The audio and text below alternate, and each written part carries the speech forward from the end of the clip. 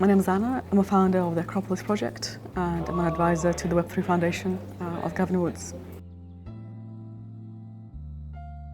I started through two startups that I helped raise money for and was involved operationally after I left Lehman Brothers. Really delved into blockchain space a year ago when me and a partner started looking into solutions to certain challenges in the asset management space, specifically focusing on the low-hanging fruit of the pension sector and all the problems.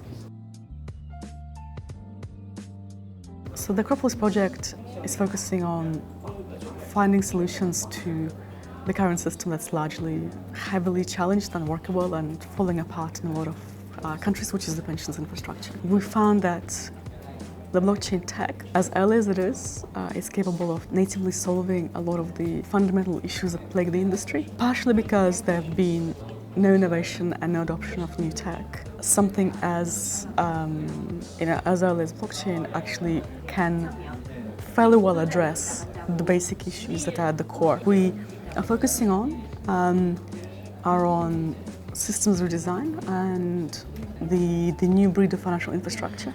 They'll focus initially on cryptographic and digitized assets, specifically to ensure that all the problems that plague this sector today are impossible under the new design.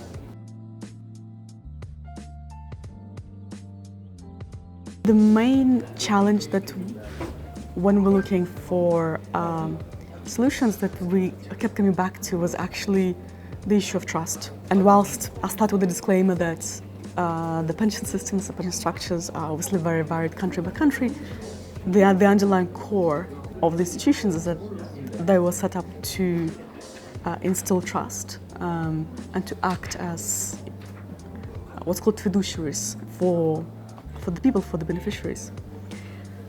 The trust has a certain cost attached to it, and what we're seeing is that all of that cost is actually being passed on the individuals, whilst in the vast majority of cases not being able to deliver on its promise. That's why for us it was a very natural real-world use case that doesn't require a lot of the challenges that the blockchain tech still has ahead of it to be resolved. So whilst scalability, of course, is an issue, throughput is not. It's just not relevant in this sector.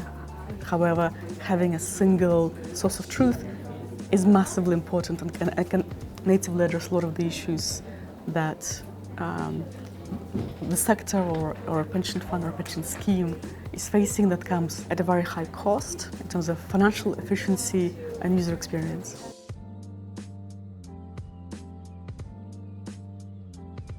The key stakeholders are parties that provide the capital, the contributions, so these are the individuals, people like you and me. And in a lot of cases, these are, let's say, employers that do the legally obligatory matching in countries is required by law. So we have parties that provide the capital, that are paying it in. That's individuals predominantly and employers. What we are designing is a system where anybody can set up a digital, fully automated pension fund or pension scheme that it will be negligible to set up and to run, to maintain.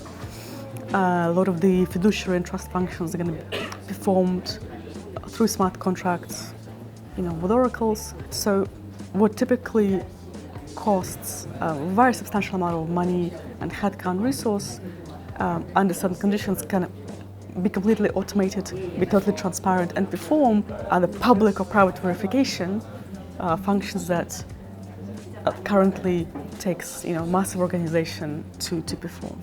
What we're talking about are three core functions, which is to collect the contributions, to govern them in some shape or form.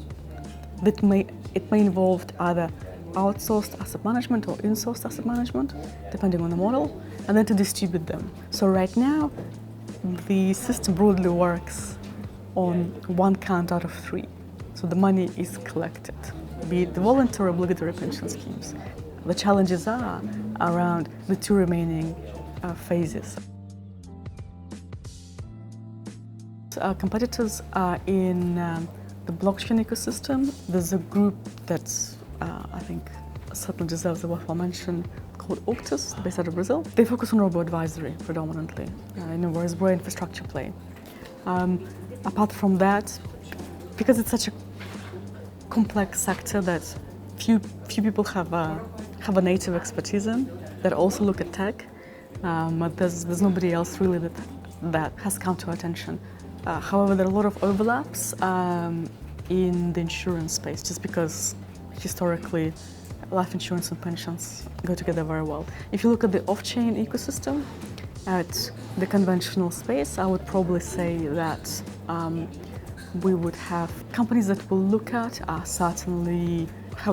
more towards the asset management, private pension space, so Betterment, Wealthfront, and so on and so forth. However, we're not building an asset manager, and we're not building a wealth management firm. What we're building is an infrastructure play, right, that will enable anybody to set up an incredibly cost-effective, reliable and trusted pension fund or pension scheme, and pass the benefits of the tech to the consumers. Something that should have been done a long time ago but hasn't been done yet. Who can that party be? It can be a community, it can be a blockchain company that pays people in crypto, it can be a more sophisticated corporate, it can be a state, it can be an existing traditional institution that wants to explore cost saving and benefits and engagement with the end users that results from that. The key milestone is to focus on the trial with the first pension fund institution that we signed up, which I'm very happy to be able to announce. The trial will be the most important piece because whilst we're not building for traditional institutions, what's really important for us is to be able to engage with them.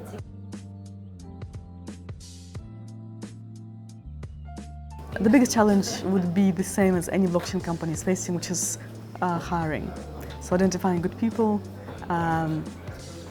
that have a combination of the core expertise. So hiring, yes, that's why we've developed in-house onboarding training program.